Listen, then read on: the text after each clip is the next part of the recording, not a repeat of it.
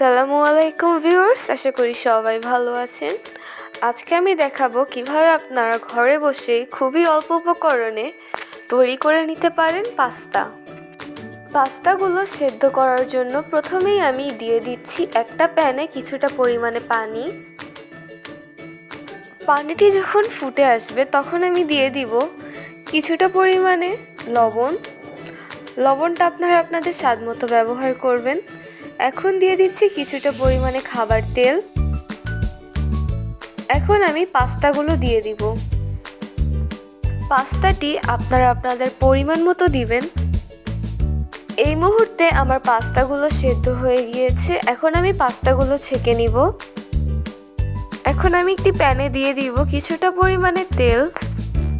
তেলটি যখন একটু গরম হয়ে আসবে তখন আমি দিয়ে দিব রসুন কুচি। রসুন কুচিটি তেলের সাথে ভালোভাবে একটু ভেজে নিব। এখন দিয়ে দিব 1/3 কাপ পেঁয়াজ কুচি। পেঁয়াজগুলো ভালোভাবে ভেজে নিব।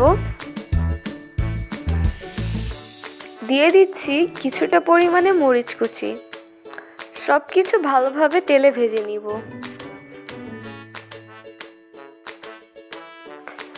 এখন আমার পেঁয়াজগুলো ভালোভাবে ভাজা হয়ে গিয়েছে। এখন দিয়ে দিব একটি টমেটো কুচি। টমেটো বেশিক্ষণ ভাজা লাগে না, তাহলে টমেটো গলে যায়। টমেটো যখন হালকা একটু গলে এসেছে তখন আমি দিয়ে দিব কিছুটা পরিমাণে লবণ, কিছুটা পরিমাণে ধনিয়া কুচি এবং কিছুটা পরিমাণে বটবটি কুচি। সব কিছু ভালোভাবে একটু ভেজে নিব। এখন আমি দিয়ে দিব কিছুটা পরিমাণে গাজর কুচি। গাজরগুলো আমার ফ্রিজে আগে থেকেই ফ্রোজেন করা ছিল, তাই আমি ফ্রোজেন করে রাখা গাজর ব্যবহার করেছি। আপনারা চাইলে ফ্রেশ গাজরও ব্যবহার করতে পারেন। সব কিছু এখন আমার ভালোভাবে ভেজে নেওয়া হয়ে গিয়েছে। এখন আমি দিয়ে দিব কিছুটা পরিমাণে টমেটো সস। টমেটো সসটির সাথে সব কিছু ভালোভাবে মিক্স করে নিব।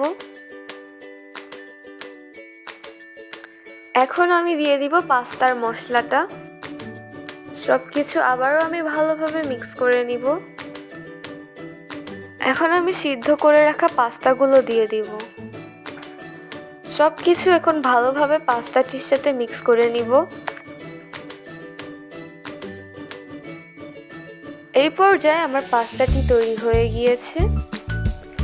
আপনারা চাইলে ঘরে বসে খুবই মজাদার এই অল্প কিছু উপকরণ দিয়েই এই মজাদার পাস্তাটি তৈরি করে নিতে পারেন।